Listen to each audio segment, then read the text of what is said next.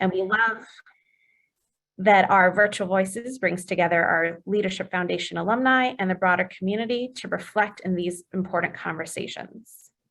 Before we get going, I'd like to offer up a land acknowledgement. It's very important to me, and I hope it reminds us all to commit and be grateful to be a guest on this land. And I carry with me the knowledge and perspectives of the Indigenous leaders that I grew up with. And so I'd like to take the time to quickly recognize our Ute, Cheyenne, and Arapaho tribes from whom this land was taken and who were displaced. In this spirit, we also remember to recognize the contemporary tribal nations who are present with us today and express our gratitude for their continued contributions to our communities. If you're joining us from outside of the Denver metro region, I encourage you to take the time to research the land of which you are also present on. We offer up this acknowledgement, reminding us all to honor that Indigenous past, present, and future, and to deepen our relationships with the Indigenous community. So thank you for joining us in this acknowledgement. And now to a bit of virtual housekeeping. This session is being recorded and will be emailed to each of you after the session, along with being posted on our YouTube channel. You can stay mute until you have questions or speaking opportunities, as you'll quickly find out with us today. So please remember to unmute yourself at that point in time. We do recommend using the speaker view for today's session, and we'll go ahead and pin our speakers as they join us. We encourage you to stay very active in the conversation via the chat feature, post reflections, resources, and questions throughout the program, and we'll monitor that chat.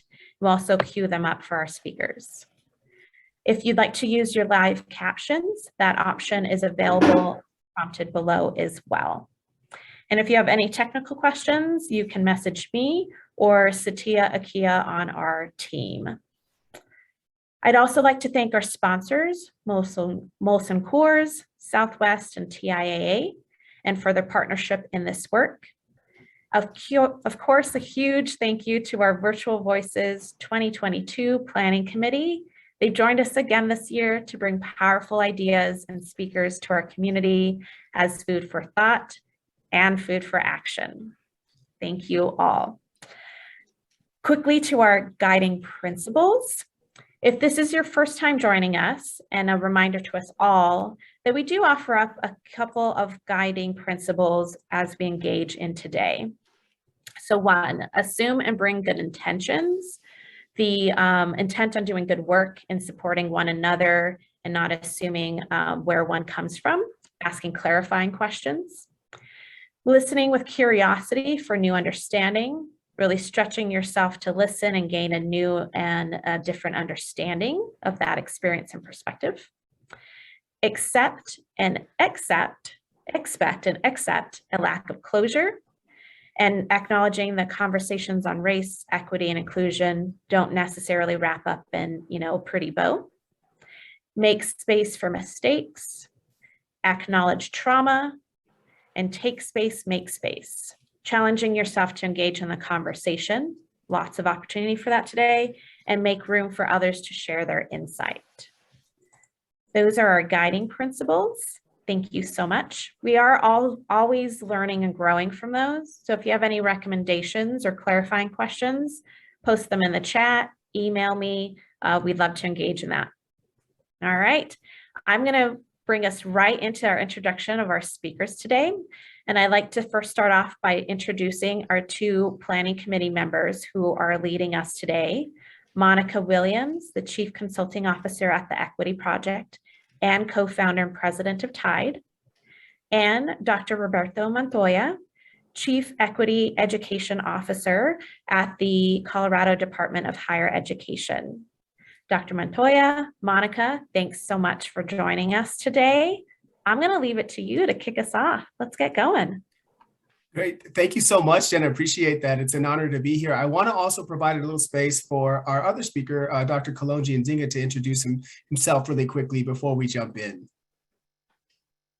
Absolutely. Thanks, Dr. Montoya.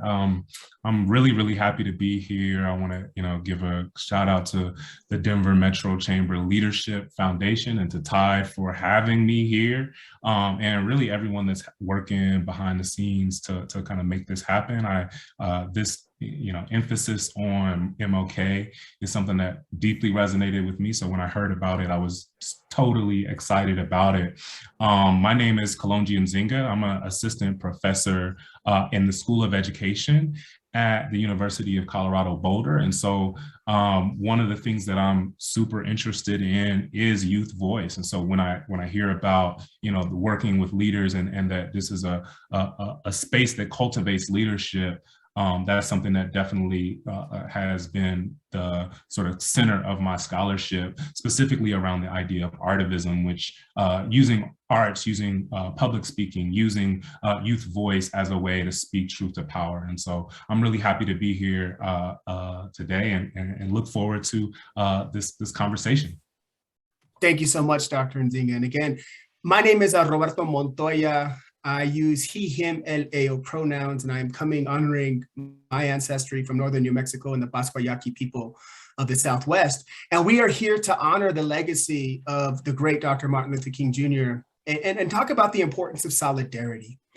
And with that said, I come to EDI, DEI, JEDI, DHE, whatever acronym you're using, I come to this work with a deep sense of humility and grace. Even though I have dedicated my life, my work, and my research to this, I know that I do not have truth with a capital T. I don't want that responsibility, but I'm about the journey to finding ways to better honor each other's humanity and dignity. And that is what the great Dr. King did. And we're here to explore that legacy of Dr. King and his fight for freedom and justice in a way that honors and acknowledges his full legacy without diluting the message. I'm just as guilty as anyone else of doing the Google search, maybe going to great quotes and using the 120 or maybe 240 character limit to post, right click and paste something and say like, hey, let's honor that. And that's one way of doing the work. But it is not necessarily enough. And we have to all push ourselves to look at digging deeper to the legacy and the work and the words of the great Dr. Martin Luther King Jr. So as a way to model that, I'm going to pass it over to Monica because we're going to do something really fun and interesting and go into original sources. And we're going to need your help in doing it. Thank you so much, Dr. Montoya. We are so happy and thrilled that you all are here.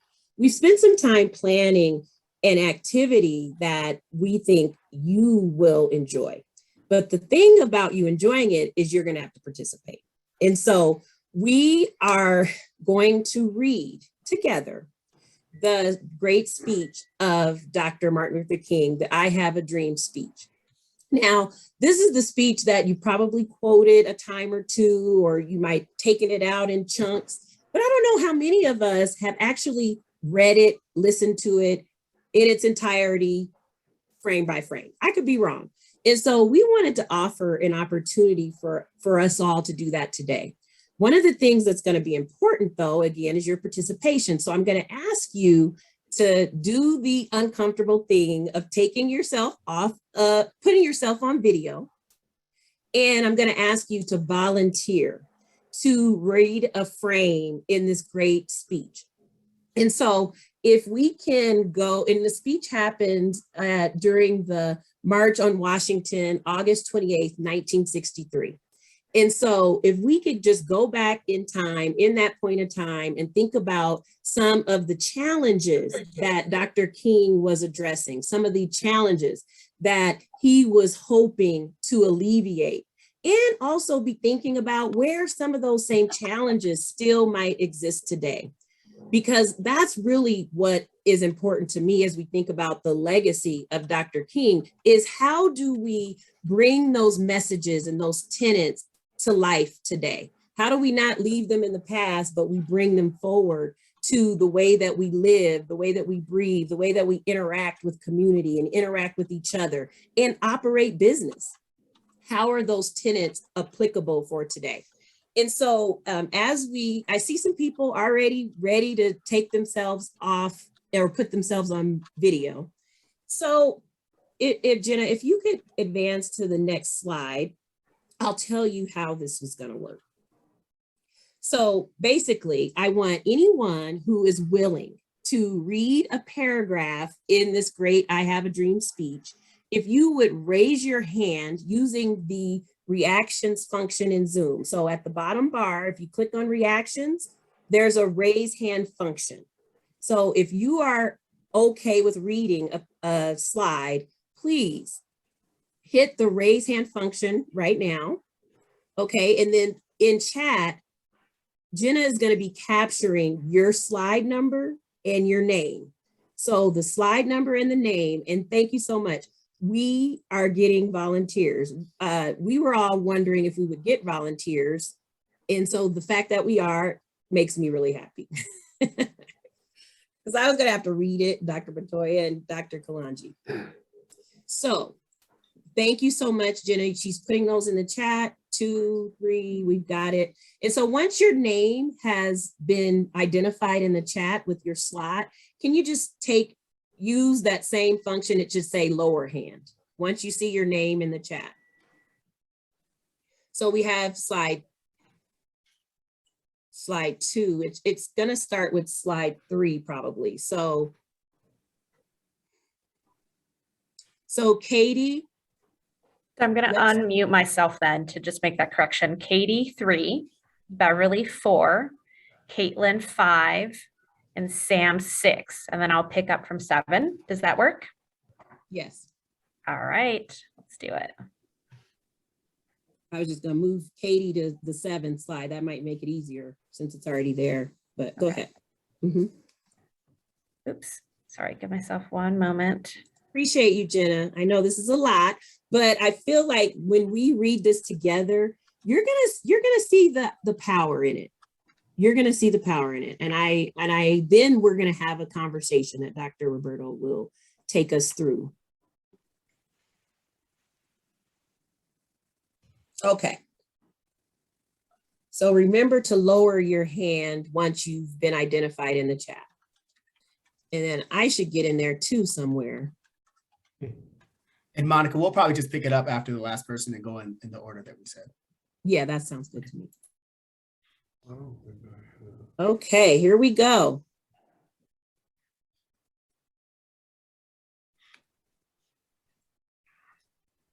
I know, Jenna, this is a lot. Do you want?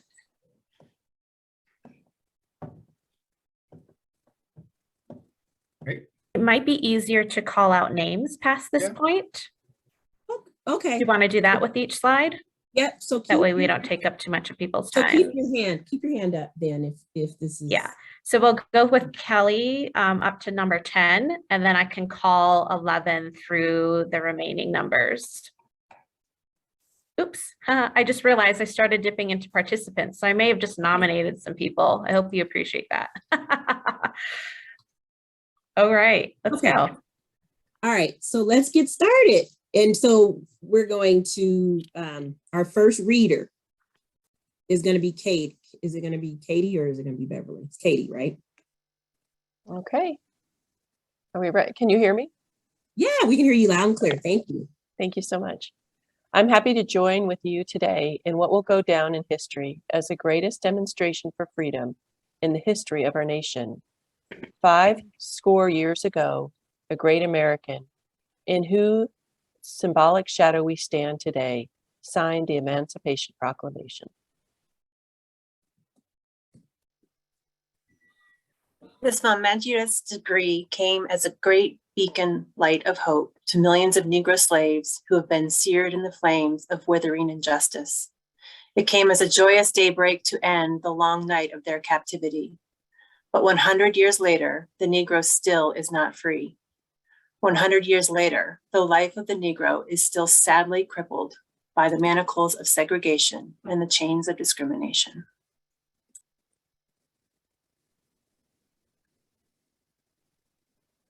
I think we skipped slide 5 on accident. 100 years later, the Negro lives on a lonely island of poverty in the midst of a vast ocean of material prosperity. 100 years later, the Negro is still languishing in the corners of American society, finds himself in exile in his own land. So we have come here today to dramatize a shameful condition.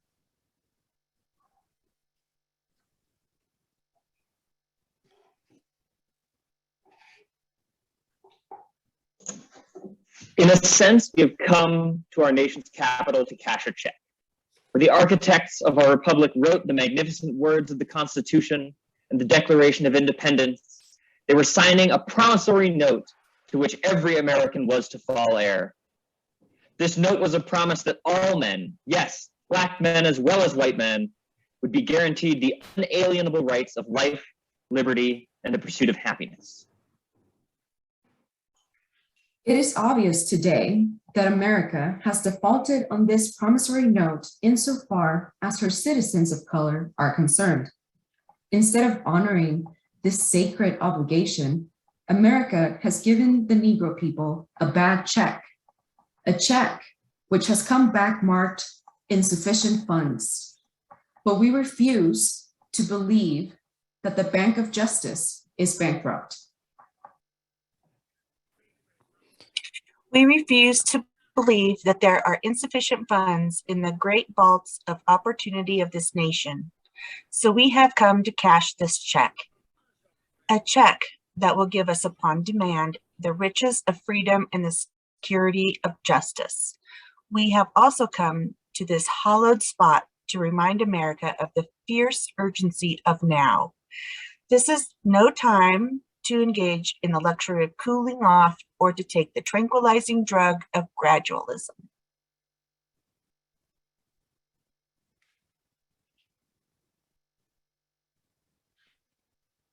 Now is the time to make real the promises of democracy. Now is the time to rise from the dark and desolate valley of segregation to the sunlit path of racial justice. Now is the time to lift our nation from the quicksands of racial injustice to the solid rock of brotherhood. Now is the time to make justice a reality for all of God's children. It would be fatal for the nation to overlook the urgency of the moment. This sweltering summer of the Negro's legitimate discontent will not pass until there is an invigorating autumn of freedom and equality. 1963 is not an end, but a beginning. Those who hope that the Negro needed to blow off steam and will now be content will have a rude awakening if the nation returns to business as usual. There will be neither rest nor tranquility in America until the Negro is granted his citizenship rights. The whirlwinds of revolt will continue to shake the foundations of our nation till the bright day of justice emerges. But there is something that I must say to my people who stand on the warm threshold which leads into the palace of justice. In the process of gaining our rightful place, we must not be guilty of wrongful deeds. Let us not seek to satisfy our thirst for freedom by drinking from the cup of bitterness and hatred. We must forever conduct our struggle on the high plane of dignity and discipline. We must not allow our creative protest to degenerate into physical violence. Again and again, we must rise to the majestic heights of meeting physical force with soul force. The marvelous new militancy which has engulfed the Negro community must not lead us to a distrust of all white people. For many of our white brothers, as evidenced by their presence here today, have come to realize that their destiny is tied up with our destiny. They have come to realize that their freedom is inextricably bound to our freedom. We cannot walk alone.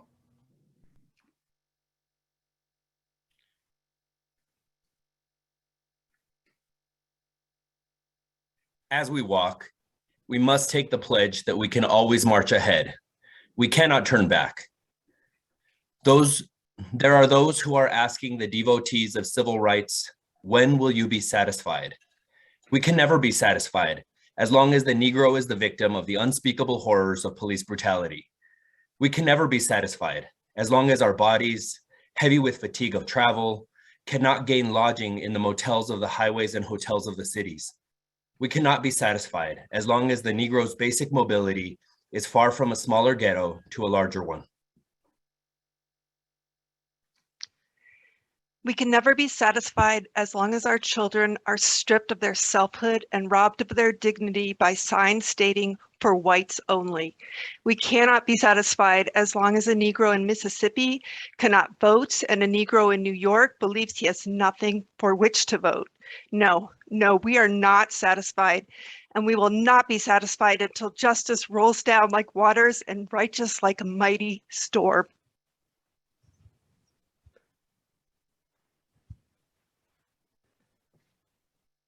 I am not unmindful that some of you have come here out of great trials and tribulations.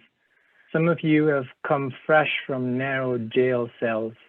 Some of you have come from areas where your quest for freedom left you battered by the storms of persecution and staggered by the winds of police brutality.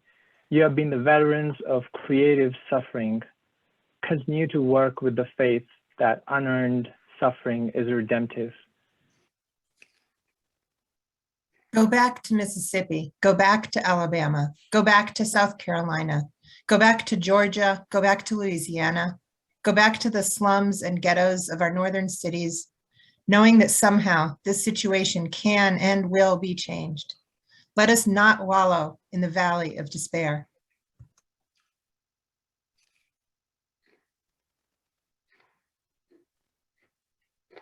I say to you today, my friends, so even though we face the difficulties of today and tomorrow, I still have a dream. It is a dream deeply rooted in the American dream. I have a dream that one day this nation will rise up and live out the true meaning of its creed. We hold these truths to be self-evident, that all men are created equal.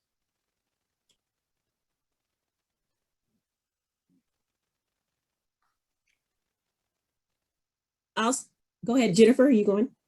Yes. I have a dream that one day the red hills of Georgia, the sons of former slaves and sons of former slave owners will be able to sit down together at the table of brotherhood. I have a dream that one day even the state of Mississippi, a state sweltering with the heat of injustice, sweltering with the heat of oppression, will be transformed into an oasis of freedom and justice. I have a dream that my 4 little children will one day live in a nation where they will not be judged by the color of their skin, but by the content of their character. I have a dream today. I have a dream that one day down in Alabama, with its vicious racists, with its governor having his lips dripping with the words of interposition and nullification, one day right there in Alabama, little Black boys and Black girls will be able to join hands with little white boys and white girls as sisters and brothers. I have a dream today. I have a dream that one day every valley shall be exalted, every hill and mountain shall be made low, the rough places will be made plain, and the crooked places will be made straight.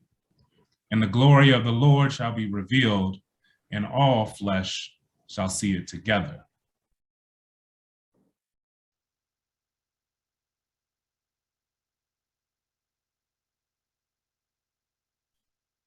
This is our hope.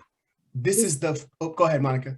I'm so sorry, I was reading on mute. Yeah. This is our hope. This is the faith that I go back to the South with. With this faith, we will be able to hew out the mountain of despair, a stone of hope.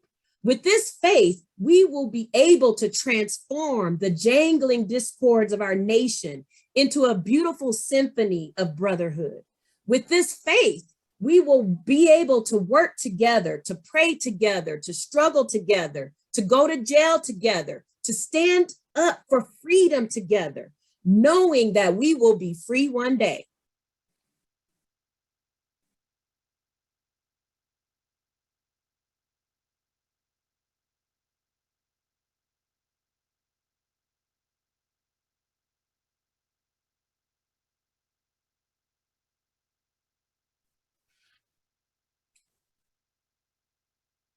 Jenna, you might have to start it over because we can't hear it.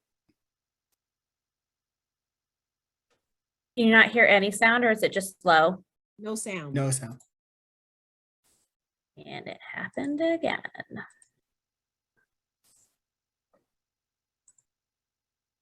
Thank you all so much for this pause. We wanted you to hear it in Dr. King's voice, the rest of this.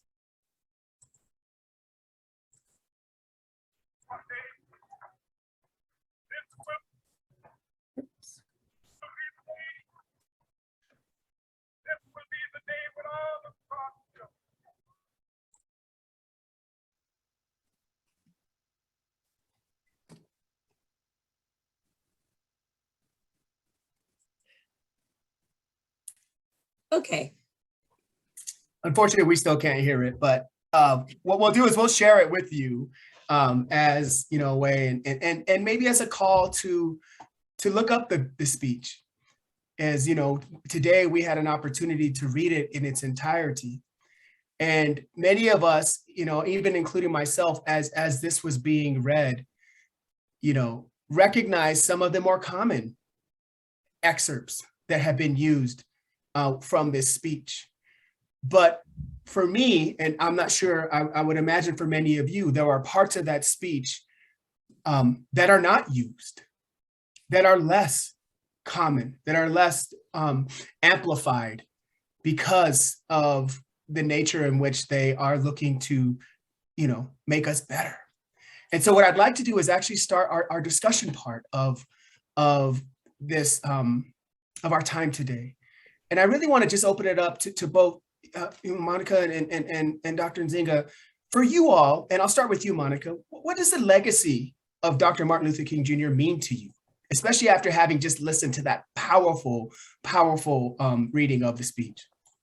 Thank you so much. Like, I literally, prior to starting this conversation today, I read the whole thing out loud, full voice, all power. And I was brought to tears in many cases, because I think about what it must have been like for Dr. King to be in the trenches, at the forefront as the voice of justice and the voice of liberty and the pursuit of happiness for all. And so when I think about the legacy, I think about my grandparents and their grandparents. You know, I think about my legacy. I think about my individual legacy, and in the ways that my parents were there also in the times of these struggles and what it must have been like for them. And I think about, as leaders, how Dr. King, as a leader that he was, the hope that he must have had, for a greater day, for this dream to be fulfilled. And with that hope, he was about action.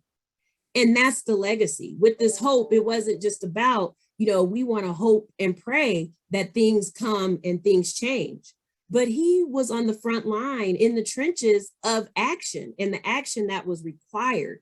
And so that legacy that I take on is, how can I show up with a more hope, you know, and still remain hopeful, but also want action and want change, and to think about that places where everyone doesn't have and experience the same liberation, where everyone doesn't have the same opportunities that others might have. And so how can that legacy not just be something that's forgotten or something that only comes up in the month of January during the Dr. MLK holiday, but it lives, it breathes in my everyday life. And so that legacy, not just being something of the past that we might think of, but think about how that legacy fits into my life today, in my children's life, that hope, that dream in pockets where it's still not realized, that comes to life in our everyday actions, in our interactions. That's what this legacy means to me. It means that hope and action still are yet powerful words that we must live. Thank you, Monica. Thank you so much. Dr. Nzinga, how about for you? What does the legacy of Dr. Martin Luther King Jr. mean to you? Absolutely. I love that idea of in the trenches. I think that that sums it up so well, Monica. To sum it up, for me, it's about courage, right? It's about a certain level of courage that when I think about his words, I want to try to channel. And I think that that courage for me comes in two different ways of analyzing Dr. King, right? One, analyzing his words. And so, Monica talked about like getting into those words, right? This is, looking at the text, whether or not it's what we just did and going even deeper. And then the second part of that, so that's his words, and really taking those words, the true range of what he said into consideration. And then secondly, where the voice comes from, right? Where his voice comes from. When we think about Martin Luther King, we think about his voice, right? Like he has one of the most iconic like tones that we can ever think of, right? When we hear, Dave Chappelle trying to mimic it, we hear, rappers trying to mimic that voice. And one thing that I feel like as someone that is very much thinking about youth and voice and speak and public speaking, poetry, etc., is where in our body that voice is coming from. And you could even hear it as we were going around, right? You could hear people were punctuating words in different ways. It was felt in one word that he used, soul force, right? That there was a certain resonance from the diaphragm, from the whole, from our whole bodies. And so, when I think about that, it's something that I think about. And so, as I delve into, some of the words, I think about, I knew that I could never again raise my voice against the violence of the oppressed, right? In the ghetto without having first spoken clearly to the greatest purveyor of violence in the world today, our own government, right? Like, so he's really resonating. So we can break down those words. And I think that we should. I think we should go into, this I Have a Dream speech, but also later speeches that, his Beyond Vietnam speech is not in this book. This is a compendium of his speeches, but there are certain ones that are more rare that we really need to go into the B side of MLK. And so, I'll pass it on from there. I appreciate that. And going to the deep cuts, right? Thinking of what are and for me, the legacy is, I come out of a tradition of research that is called testimonio. So how do we testify to our experiences and to this work? And hearing you all read and animate and testify to his words is what the legacy is. I had to change to speaker view because I wanted to see the beautiful faces and voices that were reading this amazing speech, these amazing words. And to me, that's what the legacy was. It was a calling in to all folks to this work, but without diluting the necessary calling out that has to happen as well. It's both of those. And for me, the legacy is about doing that. And that's a hard thing to do, is to call in and call out. And some folks, it becomes very uncomfortable. And I think it leads us, maybe to that next question. And this is for you, Dr. Nzinga, is, what can we all do to better ensure that we are acknowledging and honoring the full legacy of the great Dr. Martin Luther King Jr. without diluting the message? Absolutely. I appreciate that question so much, because I think it's a pivotal question for us as leaders, and those of us who want to be courageous in this moment, right? Really, first off, studying those deep cuts like this, the I Have a Dream speech is iconic. We have to really delve into that. But the piece that I just recited is from Beyond Vietnam, which is, 4 years later. It's actually a year to the day before he was assassinated. We got to remember that Martin Luther King was assassinated, right? He was not well liked by everyone, clearly, right? And so in that speech, he also goes on to condemn the Vietnam conflict as an unjust war that has really led to thousands of Vietnamese and American people dying. And so he's in this quote, he's saying, how is this country finna congratulate us on staying nonviolent when water hoses are being poured at us and we're being mowed down on the streets? Why are they telling us and celebrating our nonviolence while they engage in all types of violent war mongering overseas? And so what King is speaking to at this point in his life in 67 is the hypocrisy of people who condemn the violence in poor people, in Black people, in Latinos, and poor whites, and marginalized people. But then they say nothing about the structure of violence that these communities are living within. And so people who like to talk about Black on Black crime, right? And there are these various pundits who like to condemn when protests become violent. We do, but then they do not necessarily condemn the violent conditions that have led these protesters to be depressed, to have anxiety, to be filled with rage, right? And so King was someone who advocated in many ways for nonviolence, really. Nonviolence was the core of what he worked on, and he believed in the growth and salvation of all people, right? That's a powerful message, that he believed that learning could happen for the privileged, for the powerful classes, for everyone, right? But he refused to have this kind of philosophy be co-opted by people who are trying to deflect attention for what, again, he says, the greatest purveyor of violence, right? The greatest purveyor of violence in the world today. He says, my own government.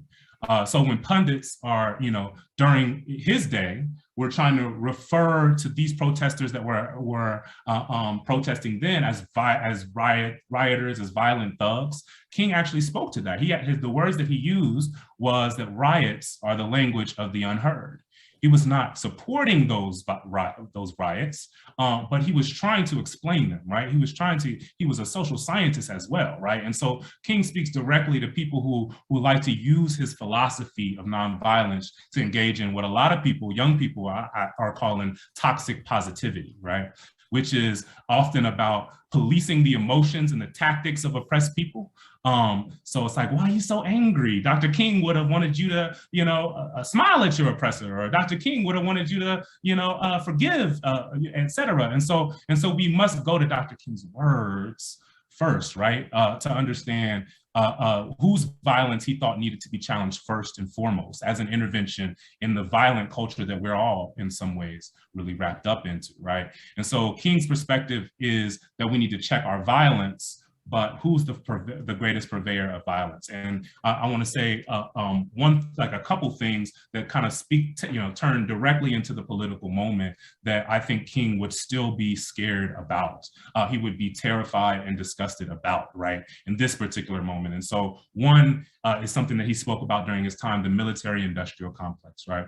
The single largest category of spending in our budget is defense spending, right? War spending. So we will spend $715 billion on violence this year, right? And so Marianne Williamson, a great orator who ran for president, and said, we need to have a Department of Peace at the same time, and in a way that replaces or challenges the Department of Defense. And so when we do that, in some ways, we may be living up to espousing Dr. King's message of nonviolence.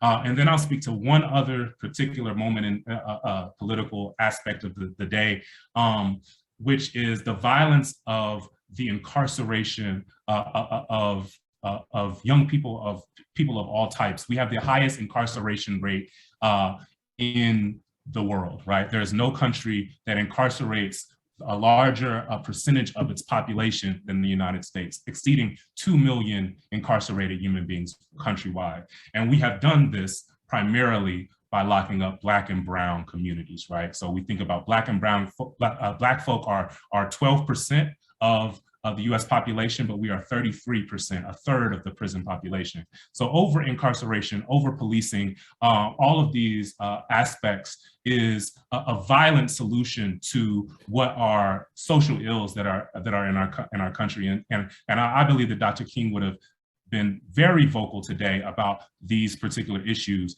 And when we talk about him as this sort of universally loved saint, and everybody want to claim Dr. King nowadays, but the United States of America is still, in many ways, the greatest purveyor of violence in the world today. And so what are we doing about that?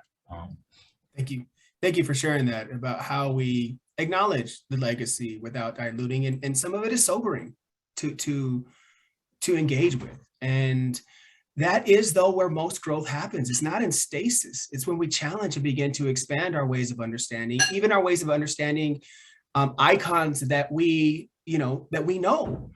But have we done really the necessary peeling back of the onion to dig deeper to original sources? We had this conversation, Kalonji, about going to the original source and what that means. And what does that mean for us as leaders? And that really leads to the next question that I have for you. And James, I see your hand up. We're going to come to some questions here in a second, so we'll be right there. But I want to put a quick question out to Monica for you. How do we as leaders keep the legacy of Dr. Martin Luther King Jr. alive every day in our work? How do we bring it to life? As you know, that's the heart of what I believe needs to happen is first understanding what the legacy was in its entirety, not just the excerpts or the ones that we pull out as quotes, but to understand it fully. And I know I have lots of work to do in that, but I think that's a first step, is thinking about what were some of those leadership traits and some of those ways that Dr. King exhibited courage, and that he took on what was at the time status quo. He took on laws that were unjust. He took on those systems of oppression that were very apparent. So he took those on he didn't do it by himself though, right? He brought others along. And they weren't just Black folks that were in this fight, that were in this struggle. It was everybody. It took everybody to join hands, join forces to eliminate, to decide, gosh, this is a very unjust society. We need to do something different. And so I would say it's first that awareness. It's first understanding what his legacy was, and then how can I identify areas where there are people who are not experiencing this liberty, life, liberty, and the pursuit of happiness in the same ways that others are. So what is my role in it? So it's also understanding what's my role in this work. And I believe every single person on this Zoom and beyond the Zoom has a role that you can identify. If you're in a leadership role and you're in an organization that has policies that are more negatively impacting some than others, how about you interrogate those systems, those policies that might be creating inequitable outcomes? We have to know what our outcomes are, not just that we perceive that things might be unjust, but in what ways, and how can I measure them? How can I measure them in a way that now I can start to address them? And so I believe our leadership is, and what we can do has to do with the things that are around us, the systems the ways that we can impact and influence things that are around us. And sometimes when I say that, people might think, that's so big. It's too big for me. It's too big for one person. But look to Dr. King as an example. That was one person that spoke out and gathered people that were also vested in those changes. And they created the civil rights movement together, right? Which created change, which created policy change, which created legislation that made a difference that we're still reaping the benefits of.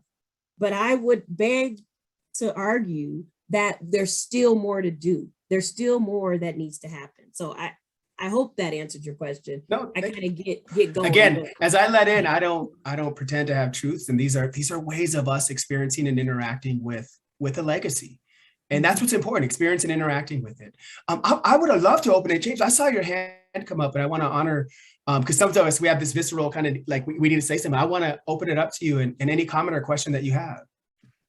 So it's interesting about this conversation. 2 years ago today was MLK. I was down in Colorado Springs. My Anglo father met and married a Mexican, my mother, in Colorado Springs at a Walgreens. So everything about it, and when you're mixed, your perspectives are very different. You fight, if you're mixed on here, you're fighting one side, You know how many times I've been told I'm not dark enough, or I know I'm damn well not white enough here. Bringing it back to Springs, we talk on the ephemeral level of King, but this state has a rich history. How many people here know about the Mendez case? Mendez versus Westminster, yeah, which preceded Brown v. Board. Yeah. How many people know about Ralph Carr? How many people can, besides 5 Points, if we want to go to Greeley, we want to go to Lamar from, how many of us have ever been to the Mexican Spanish colony and stuff? The question is, if we're talking about being on the front line, how much do we know our local history? How much can we tell this story? How much can we create that contrast? Not only create the contrast, but also create bridges and stuff. So when I hear this, that's what resonates with me. And that's how I've been navigating. Yeah. Thank you, James. Thank you for sharing of yourself and of your experience. You know, for many of us who operate in an in-betweenness, it is not often easy to do that because you feel like you're neither here nor there. And you're constantly trying to legitimize and make real an experience that is multifaceted and nuanced. And you're also lifting up what we're trying to lift up today as well, which is how do we dig a little deeper? How do we use this, the great Dr. Martin Luther King Jr., to dig deeper within his own work, but also in an extension to the work writ large? That many of us have to understand the rich histories, the nuances, the space and place that we operate, and look at it in its entirety. Not in a way to legislate that if you feel uncomfortable, you should not talk about it. That is not a way forward for us. We must move together in solidarity to moving to places that we can work together to understand how we got here and understand how we move forward. And so I want to open it up to anyone else who also has, I saw that there, yeah, I'm sorry, go ahead. Thank you. What were you saying, James? I'm sorry, I cut out there. Amen. Oh, thank you. I appreciate that. But I did see that, you know, there was a comment how often the great Dr. King's work gets used to justify a colorblind ideology. And it's one particular clause in the speech that says, I want my children to be judged by the content of their character, not the color of their skin. But not, and we read that. But if you take that piece without the totality of the speech, it doesn't reflect the intentionality, the nuance, and the leaning in to a very explicit understanding of recognizing racism and its impacts, its history, its legacy, and its persistence. So it is important that we look to that, and that we share in that. So does anyone else have any other questions for Monica and Dr. Nzinga? We don't have a lot of time, but I do want to open it up to some other questions if you have them. I see in the chat, when I attend the opening of the Ralph A. Carr Justice Center, they did not spend any time outlining the legacy of Governor Carr's courageous stance on behalf of Japanese Americans in internment camps. This is a plaque. There is a plaque there and in Sakura Square that commemorated him. Thank you for sharing that. People use those words to justify the colorblind perceptions. Thank you, Maria. Great to see you as well. Other questions, thoughts? If I could jump in real quick. Good to see you, Dennis. At the risk of giving away my age, I was 13 years old when Dr. King made that speech. There we go. Okay, there you go. And at that time, I was from Cleveland, Ohio, the grandson of non-English speaking immigrants. And there was all kinds of struggle along those lines. And with the African-American population. But I delivered papers, a Cleveland Plain Dealer with the headlines and pictures of what was going on in Alabama and Mississippi, the German Shepherd dogs ripping flesh out of teenage and young African-Americans, the fire hoses, that whole thing. But at the same time, we had J. Edgar Hoover calling Martin Luther King a communist. We had a lot of the institutions trying to discredit him. And the thing that always makes me smile when I think about it is a lot of those arguments kind of turned to dust when Dr. King won the Nobel Peace Prize. Right. And the whole world took a look at what we were doing and what he had done.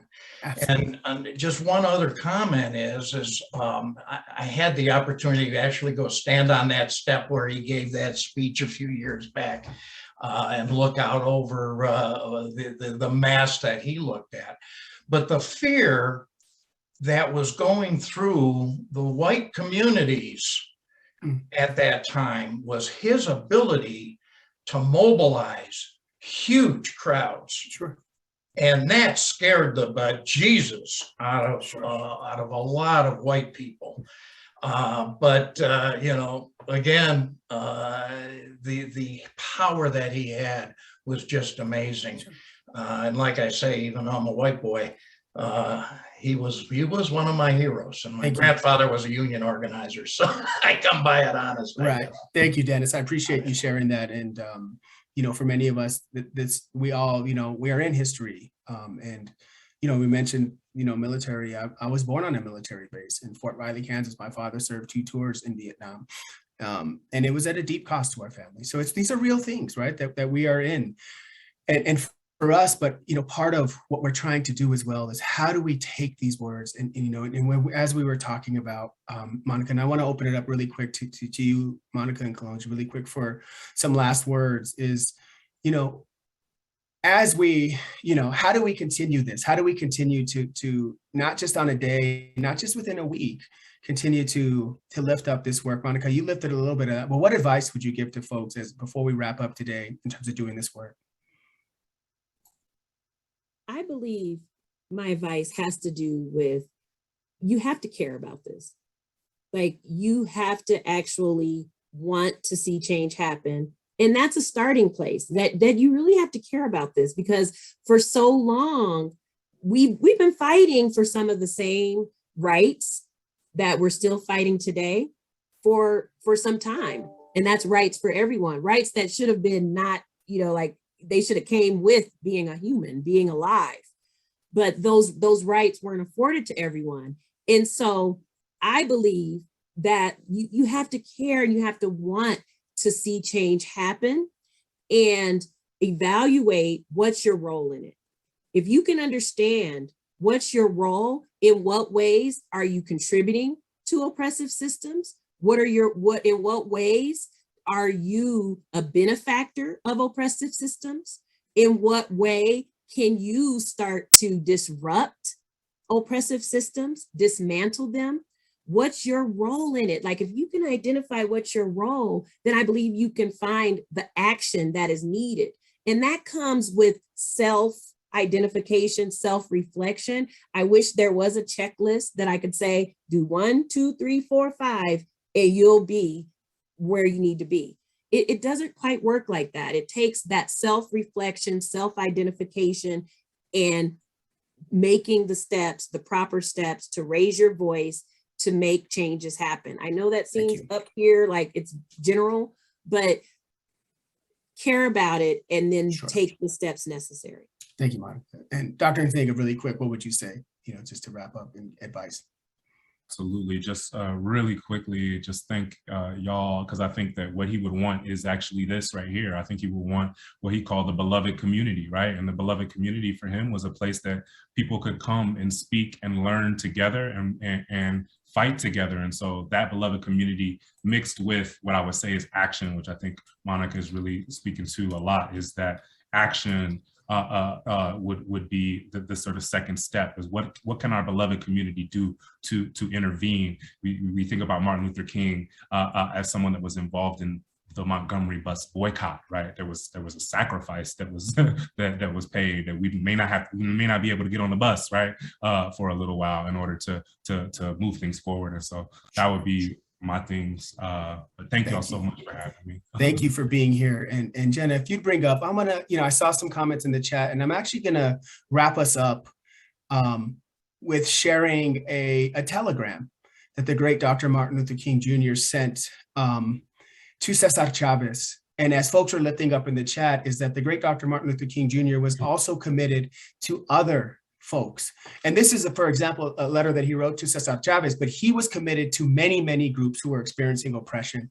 And so I'm going to read this to you all, because for us, our future, our dignity, our humanity is inextricably bound together. We are all vital variables in this equity equation. And how do we come together in solidarity? Or as Heather McGee would say, find a solidarity dividend where we can move forward, because it is not zero sum. When we're working and focusing on some communities, that does not mean we don't care about others, but some communities require attention. So let me read this beautiful telegram to you. This was sent September 22nd, 1966. As brothers in the fight for equality, I extend the hand of fellowship and goodwill and wish continuing success to you and your members. The fight for equality must be fought on many fronts. In the urban slums, in the sweatshops of the factories and fields, our separate struggle are really one, a struggle for freedom, for dignity, and for humanity. You and your valiant fellow workers have demonstrated your commitment to righting grievous wrongs forced upon exploited people. We are together with you in spirit and in determination. We are together with each of you here today in determination, in solidarity, and in respect and dignity. I am honored that you took of one of your most valuable resources, your time, to be here today, to honor the legacy of the great Dr. Martin Luther King Jr., to lean in to the original works, to lean into uncomfortability, and to lean into one another. We are together. I'm so thankful that all of you are in this community doing the work that you're doing.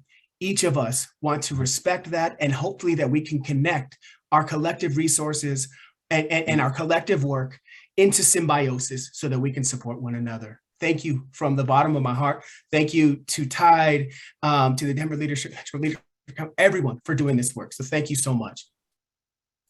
Thank you so much, Dr. Kalanji and Dr. Roberto, for your value and your expertise coming to this conversation.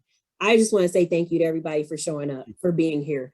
The Virtual Voices series continues every third Thursday at 12 p.m. So you'll have a follow-up email that'll explain what some of the takeaways from today. And then also, I know I'm probably on your lane, Jenna, but if you have questions, I saw some questions in the chat. We'll respond to some of your questions in that follow-up email. Thank you all so much. I love it. Monica making my job easy. As everyone said, let's just give a round of applause for our amazing speakers today and bringing that together. I'm going to put my clap by the, and as everyone mentioned, just hearing the power in our collective voices running through the speech like that in its own was just those moments in your day where you get to refocus and ground. So thank you for that vision and bringing it together. The incredible Dr. Montoya and Monica, that was their brainchild. Thank you. This information from today will be sent to you in our wrap-up email with any resources. You also see a survey. That way you can let us know what you're getting out of these conversations and what you want to learn more about. We will share upcoming events. I do want to highlight two of them. On March 3rd, we have the 9 News Leader of the Year meet the finalists, and that will be in person here at the Chamber of Commerce. And then Tuesday, March 1st, we have the Ultimate Guide to CSR with Be Civic, and that information we'll put in the chat and in our wrap-up materials. That's from 1 to 2:30. So lots of incredible opportunities coming up, and we always want to hear from you. So please let us know how we're doing. All right, well, thank you all. Have a wonderful day, and we will see you soon.